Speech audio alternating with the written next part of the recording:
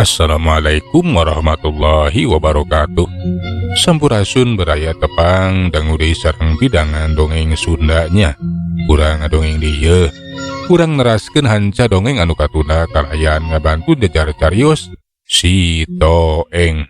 Ieu dongeng teh karangan Mang Nyalira sok sanaos dongeng anu basajan malah mandar janten hiburan.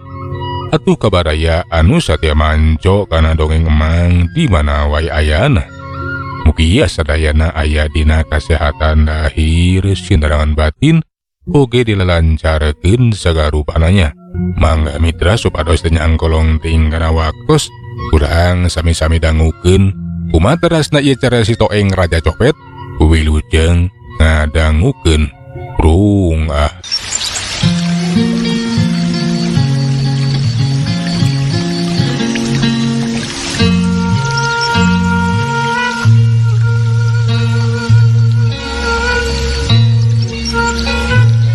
Mitra kaum dangu atau si Toeng teh nyobaan ngudag eta budak hayang nyahona kunaon cenah bet lumpat sagala rupa. Tapi basa diudag kasisieun pasar teh telat teu udag ku si Toeng teh eta budak teh kawas anu ngiles we bisa ngaleungit. Reg atuh si Toeng teh ngarandag bari culang cileung neangan eta budak.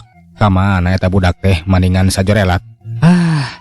Lamun nya lumpat satarikna oge nya satarik-tarikna ge budak lah. Pasti bakal kaudag jeung katampong ngajuringkangna ku uing. Aneh kayak kieu mah. Ceuk si Toeng sakedapan mah ukur ngahulang we mikiran. Kamana cenah eta budak teh? Si Toeng beuki panasaran atuh laju we ngarulingan eta pasar. Mah mapai-mapai sisieun pasar sugan kapanggih we eta budak teh. Anu diteangan teh tetela teu kapanggih. Kulantaran capek si Toeng teh balik di we ke tempat anu mimiti. Kalah kacapena we ieu teh euy. Sakitu ku uing dikureudingan sisi pasar. Tapi teu kapanggih ka mana eta budak teh atuh. Mal kitu nyumput mah atawa asup kana jero liang. Mending ge oge ayeuna mah balik di we neangan tempat reureuh. Coba kapan geus peuting ieu teh. Si Toeng sanggeus tapi ke tempat anu tadi manehna teh neangan tempat anu merenah. Marah bisa reureuh we rek sare cenah. Sabekayaan teh beki latih beki peuting. Keur si Toeng manggeus tuman sare di mana dugna. Awakna teh geus tahan najan hawa peuting anu sakitunya cep tiisna. Awak si Toeng teh nyarane sisieun jongkok. Reup wae peureum. Teu lila keur kerek sarena teh maneh ti berana keur. Mitra kaum dangu wanci peuting geus kaganti ku wanci beurang. Si Toeng kaudangkeun ku sora jalma anu geus recet lalariwat pulisik tulilir tempo geus mimiti Rabu loba jalma nu daratang ka pasar. Geus loba jalma geuning nu daratang ka pasar. Nya teu karasa wanci teh geus beurang deui. Sare padahal mas asa sakarejep paketing ku tibra. Si Toeng teh cung cengkat laju leumpang rek neangan warung sangu. Da eta karasa beuteungna teh lapar menta deusian. Atuh sanggeus beuteungna kaeusian, si Toeng teh leumpang sajeroning pasar anu geus mimiti pabelit rame pisan pasar teh. Basa ngaliwat ka tukang dagang goyobot. Aya awewe anu rawah riwih bari tulung-tulungan sabab loket anu diteundeun dina kantong teu balanjaan teh geus leungit teu pupuguh. Uang kaning lain duit saeutik ka panjang balanja cenah mah. Si Toeng mani curing hak laju we mariksa nyampeurkeun ka eta si awewe bari poktu manya. Kunaon ceuk? Kalengitan loket ieu teh? Ih, puguh ge nya ujang. Loket euceu teh leungit teu pupuguh duka teuing ka mana? Da jelas diasupkeun kana kantong balanjaan. Tapi barang di teang rek mayar, eueuh duit teh. Nya loket teh leungit ujang. Alah teu kaharti. Moal ka kantun mah di bumi ceuk. Ih, henteu ujang. Henteu poho da ibi teh masih keneh ngorak keneh atuh kieu mah. Nya teu poho puguh ge dibawa diasupkeun kana ieu belanja kantong balanjaan. Aneh atuh ai kitu mah. Bet leungit teu pupuguh. Nu sejena Rabul mariksa ka si eta awewe. Puguh we atuh sarada kaget nah cenah loket dina jero kantong. Bet bisa leungit teu pupuguh.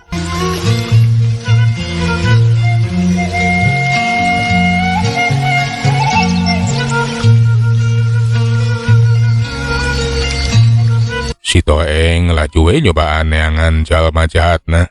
Sugan we cenah aya jalma anu nyurigakeun basa lempang kalebah kidul bet kaparengan nempo deui budak anu teh dipeuting di teteangan nyata kalandangan teh. Katempo budak teh lempang nyase pisan ngaliwat ka sisieun jongko lauk. Tapi si Toeng teh henteu boga pikiran pikeun ngudag atawa nyampeurkeun. Kapan manehna teh keur neangan jalma jahat. Si Toeng lempang we kalebah kaler. Kakara oge sababaraha lengkah. Di belah kidul teh rame mani gujrud eta daya jalma gogorowokan nu tayalian di tukang lauk. Cenah mah eta tukang lauk teh geus kalengitan duitna anu diteuneun dina laci. Sok padahal lacina teh dikunci. Laju we tu si Toeng teh manehna teh marikeun awakna terus mariksa kayaan ka belah kidul. Bener we. Ketika loba jalma nu keur ngaromong pating kecewis da eta tukang lauk teh aneh cenah. Duitna bet leungit teu bobogoh. Alah, geus aya 2 kejadian ya. Dina waktu rame anu gesehna teh henteu lila. Nah, saha jalma jahatna tuh. Bener-bener ieu mah hese pisan pikeun dikanyawankeunana. Piraku kitu eta budak kalandangan mah. Nyanajan tadi peuting kaayana mah tak aneh, tapi kapan kuing can bisa maksikeun ya. Si Toeng beki penasaran jeung ngerasa aneh cenah. Aya 2 kejadian anu geseh waktu nanti henteu lila. Ngan bae acan kanyahoan saha-saha jalma jahatna. Teka tempo jalma anu nyurigakeun atawa anu keur migawe kajahatan. Geus kitu mah si Toeng teh musirikeun perhatianana.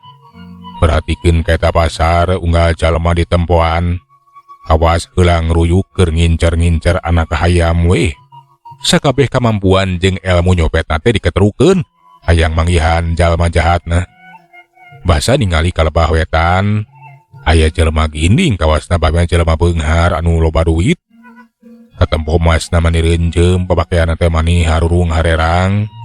Nakelekna teh nyelap loket anu isina teh pasti duit. Katempo awewe nu masih ngora keneh teh lempang ngadeuketan toko baju. Satu kangeuna teh katempo ge awewe kolot anu geus rengkung make iteuk nuturkeun najan lempang nalaunan. Basa ku si Toeng diperhatikeun memeh asup ka jero toko aneh. Loket jeung perhiasan teh ngadadak lus we ngiles teu pupuguh. Sedengkeun ari eta si awewe teh henteu sadar lamun perhiasan jeung loketna teh geus leungit teu pupuguh. Nah tetempoan uing wungkul kitu. Kapan tadi teh katempo jelas. Eta si awewe teh mawa loket jeung make perhiasan, tapi na ka mana bet ngaleungitan. Cek si Toeng bari merhatikeun eta awewe teh nusup ka jero toko sedengkeun ari si awewe kolot anu geus rengkung bari mawa iteuk mah ngajangjan we di hareupeun toko kawas anu rek bara main. Sedengkeun atuh si Toeng teh merhatikeun we tekung sila ti jero toko teh aya nu kaluar. Nu tajadian ti si awewe anu tadi dibarengan kudu boga toko. Katempo si awewe teh turung-turungan kakara sadar meureunnan lamun loket jeung perhiasan teh geus leungit teu pupuguh. Nah bener nyai geus kaleungitan loket jeung perhiasan. Da katingali ku bapa mah asup ka jero toko teh teu make nanaon. Jeung teu mawa loket sagala rupa. Nya, Pak. Abi teh kalepan tadi teh mawa loket jeung perhiasan puguh ge. Tapi aneh kakara sadar. Barang tadi we basa ngaca. Teh lagi geuning perhiasan jeung loket teh eueuh. Ai ka mana atuh? Moal kitu aya nu hipnotis mah. Sugan tadi nyai panggih jeung saha atawa jalma saha wae terus ngobrol. Henteu Pak, abi mah teu ngobrol jeung sasaha. Anu boga toko teh mani ngahuleungna cenah bisa leungit teu pupuguh ari lain dihipnotis mah. Da jelas katempo kumanehna teh basa eta si awewe ngora asup ka jero toko teh teu make perhiasan jeung teu mamawa loket. Kunaon si nyai teh kukupingan teh leungit perhiasan jeung loket. Nya nini leungit perhiasan jeung loket cenah ngakukeun mah asup ka jero toko teh make perhiasan jeung loket. Eueuh kitu ku tantehnya. Ke da tetempuan mamanya tadi teh si nyai teh mawa loket jeung make perhiasan kapan mate teh jauh kitu tadi tukangeunana. Ngan da teu nempo sasaha atawa aya jalma jahat kitu tah. Jadi mama ningalinya abi teh papan bener mawa loket jeung emasnya mah. Leres pisan nyai. Nah atuh bisa leungit. Tetapi da mah ge teu manggihan jalma jahat lamun aya anu nodong, aya copet atawa kumaha kitu tah. Kayak kumaha tuh nya. Nah, emak ningali ieu si Nyai ngobrol jeung lalaki atawa jeung awewe sejen. Bisi anu sok ngahipnotis atawa boga ilmu gendam ye. Ih, hante ningali sasaha ujang. Ukur si Nyai we langsung asup ka jero toko. Teu ngesila si Toeng teh nyampeurkeun bari pok terus sacarita. Kumaha ieu teh? Tos kalengitan ieu teh, Ceu? Anya, ugoge dom loket ece jeung perhiasan teh leungit. Sugan ujang ningali aya jalma sejen anu ngajak ngomong ka ece kapan henteu nya meureunnan. Darasaan ece mah teu panggih jeung sasaha. Nya, Ceu. Tapi ari abdi mah tadi teh nempo eta loket jeung perhiasan teh ngadadak ngiles teu pupuguh, Ceu. Kayak nah bener ujang. Ngiles teu pupuguh kumaha? Nya basa diperhatikeun memang ieu si ece teh leumpang di hareup. Di tukangan teh nya si emak ye. Tapi barang diperhatikan ku uing, eta loket jeung perhiasan teh memang dipake ku si ece. Tapi terila dol ngiles, leungit duka tingkah mana? Tak kitu, Pak. Aneh atur kitu mah.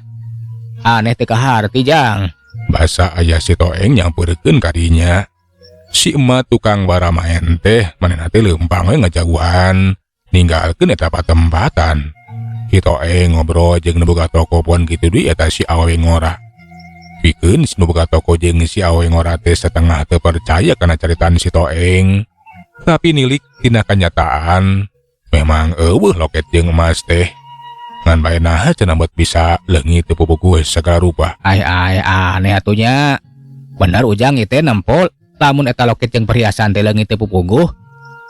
Nya Pak, piraku uing ngabohong. Lamun kitu mah aneh atunya.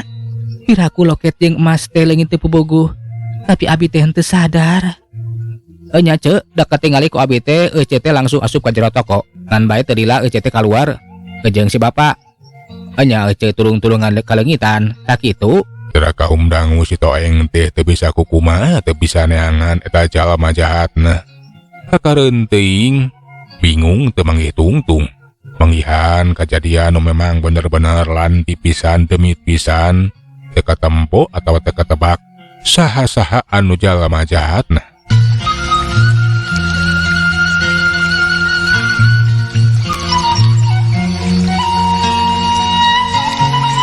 Si Toeng laju we manehna teh ninggalkeun eta toko baju. Bari hate jeung pikiran teh kebak buka bingung. Kumaha carana cenah nyangkalak eta jalma jahatna. Anu teteh lah hese pisan pikeun di teanganana. Si Toeng leumpang lalaunan, bari merhatikeun kaayaan di eta pasar. Di kajauhan katempo si Nini atawa si emak nu tadi baramaen, katempo keur leumpang we bari make iteuk. Reg ngaraneug malikeun awakna ka tukang, bari melong ka si Toeng. Teu lila nyeh seuri. Atuh si Toeng teh manehna ge sarua seuri. Basa ku si Toeng ditelek-telek. Eta nini teh ngadadak ngiles leungit tanpa lebih ilang tanpa karana. Puguh we atuh si Toeng teh manehna ngaranjuk kaget. Wah bawa cenah jalma jahatna teh eta si emak atawa si nini anu tadi. Anak itu mah manehna teh geus diulinkeun ku eta jalma jahat. Barang ditanyakeun ka urang pasar, ngeunaan eta si emak nu tadi baramaen. Tapi urang pasar teh cenah eta mah nu geus biasa di pasar. Ngan bae basa ditanyakeun ngeunaan budak kalandangan. Nu di pasar teh manehna teh araneheun dah sabab manehna teh ningali aya budak nu ciri-cirina teh sarupa kitu. Pikeun si Toeng manehna teh jadi boga pikiran bawa jalma jahat teh bisa mancala putra mancala putri bisa malih warni kajalian ti jalma jahat anu keur di teanganana. Nyata jalma anu geus nyokot mustika ti balong hideung teh. Teteh lah uing teh geus diulinkeun ku eta jalma jahat. Ngan bae uing jadi boga kayakinan bahwa eta jalma jahat teh anu geus nyokot batu mustika ti balong hideung boga kemampuan anu luar biasa. Benar-benar hese dicangkalak na kawas anu ngulinkeun ka uing. Lah kudu kumaha yeuh geus kieu yeuh. Si Toeng ngahulang mikiran kumaha carana bikin nyangkalak eta jalma jahatna. Sok sanajan ari hatena mah manehna ge bunga sahabat teh lah jalma nu keur teteangan teh geus deukeut-deukeut reka tapanggih. Kan bae hese pisan nyangkalakna. Nya, najan nepikeun ka belut-buluan orai jangjangan. Uing moal bisa nyangkalak eta jalma jahatna. Sabab jelas, pasti eta jalma jahat teh boga tuah kasakten tina batu mustika. Bisa malih warna, malih rupa. Oge bisa ngaleungit. Ku kituna lamun uing ukur ngandalkeun ilmu dina percopetan. Lebih kairah ge uing moal bisa nangkalak eta jalma jahatna. Nya bener. Kudu make ilmu gaib oge ieu mah. Kitu cenah mitra cek si Toeng teh. Lamun ukur ngandalkeun ilmu pangabisa dina percopetan tang tu manehna teh nepikeun kairah ge moal bisa nyangkalak eta jalma jahatna. Ku kituna manehna ge kudu make ilmu gaib. Lantaran jalma jahat anu keur disinghareupeuna teh make tuah kasaten batu mustika anu sakitu hebatna. Ras inget si Toeng teh kasih puntung hideung. Pun kitu deui kanu jadi guruna nyaeta Bah Wirasabah. Lamun si Toeng teh kungsi diajar bikeun komunikasi jeung makhluk-makhluk gaib. Ku kituna atuh si Toeng teh nangtukeun sikapna. Bikeun ngayakeun we cenah komunikasi hubungan jeung eta si puntung hideung. Alah bener oge. Kayak kitu mah uing kudu minta bantuan oge kasih puntung hideung.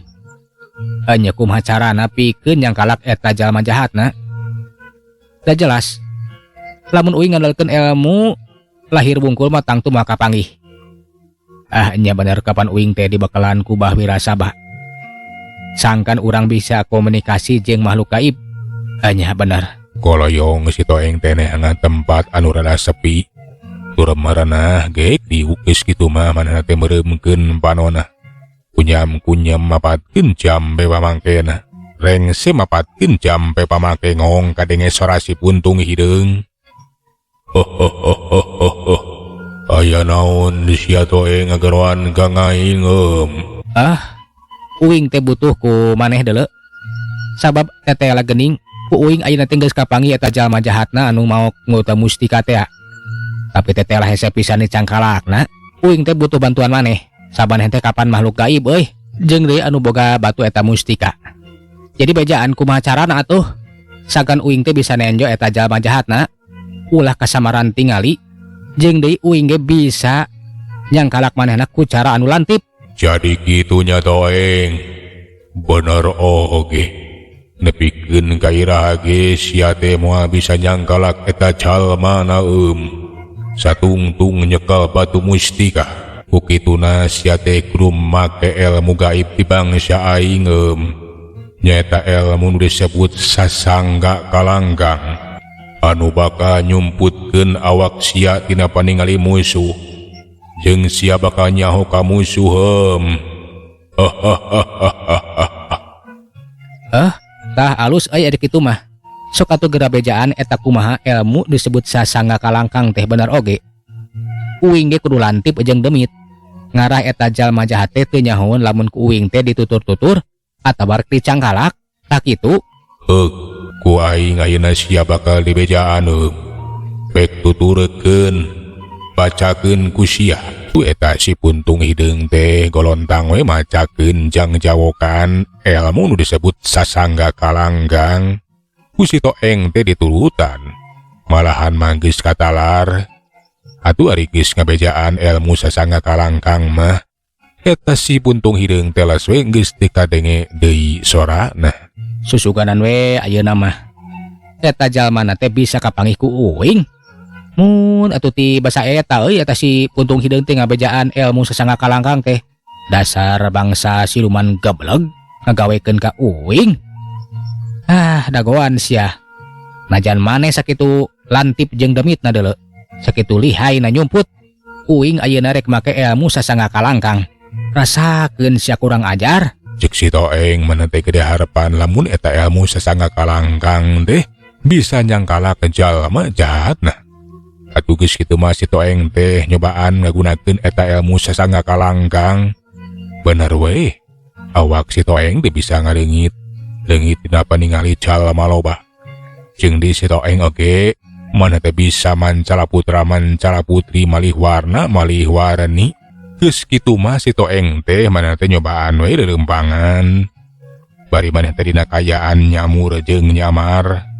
bari musirkeun perhatianana bari terus mapatkeun eta ilmu atau ajian disebut sasangga kalangkang. Tapi sakitu lilana di teteangan tetelat teu manggihan jalma anu nyurigakeun. Ngandung harti eta jalma jati geus eueuh di eta pasar.